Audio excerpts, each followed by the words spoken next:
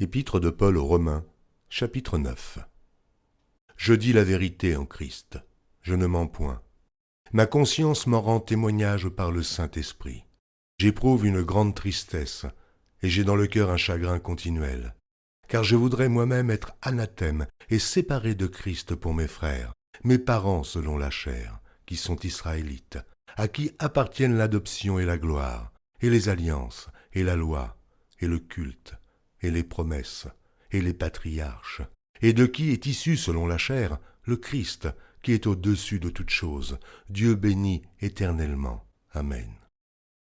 Ce n'est point à dire que la parole de Dieu soit restée sans effet, car tous ceux qui descendent d'Israël ne sont pas Israël. Et, pour être la postérité d'Abraham, ils ne sont pas tous ses enfants, mais il est dit en Isaac sera nommé pour toi une postérité. C'est-à-dire que ce ne sont pas les enfants de la chair qui sont enfants de Dieu, mais que ce sont les enfants de la promesse qui sont regardés comme la postérité. Voici en effet la parole de la promesse. Je reviendrai à cette même époque et Sarah aura un fils. Et de plus il en fut ainsi de Rebecca, qui conçut du sol Isaac notre père, car quoique les enfants ne fussent pas encore nés, et ils n'eussent fait ni bien ni mal, afin que le dessein d'élection de Dieu subsistât, sans dépendre des œuvres, et par la seule volonté de celui qui appelle. Il fut dit à Rebecca, l'aîné sera assujetti au plus jeune, selon qu'il est écrit, j'ai aimé Jacob, et j'ai haï Ésaü. Que dirons-nous donc?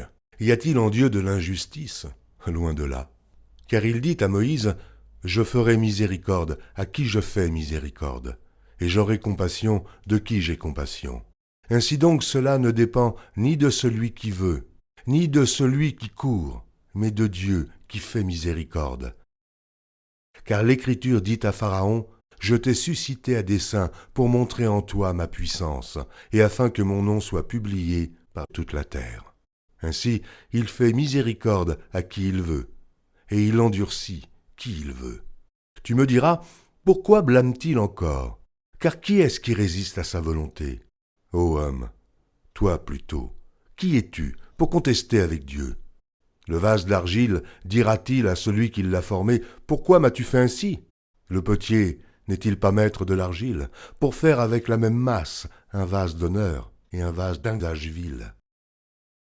Et que dire si Dieu, voulant montrer sa colère et faire connaître sa puissance, a supporté avec une grande patience des vases de colère formés pour la perdition, et s'il a voulu faire connaître la richesse de sa gloire envers des vases de miséricorde qu'il a d'avance préparés pour la gloire? Ainsi nous a-t-il appelés non seulement d'entre les Juifs, mais encore d'entre les païens, selon qu'il le dit dans Osée, « J'appellerai mon peuple, celui qui n'était pas mon peuple. » et bien-aimée, celle qui n'était pas la bien-aimée.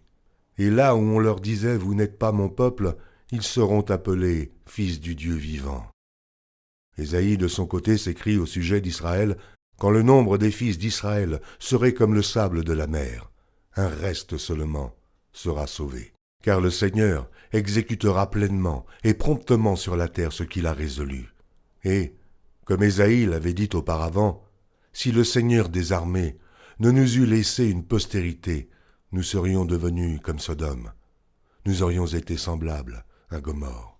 Que dirons-nous donc? Les païens qui ne cherchaient pas la justice ont obtenu la justice qui vient de la foi, tandis qu'Israël, qui cherchait une loi de justice, n'est pas parvenu à cette loi. Pourquoi? Parce qu'Israël l'a cherchée, non par la foi, mais comme provenant des œuvres. Ils se sont heurtés contre la pierre d'achoppement. Selon qu'il est écrit, voici, je mets en Sion une pierre d'achoppement et un rocher de scandale, et celui qui croit en lui ne sera point confus.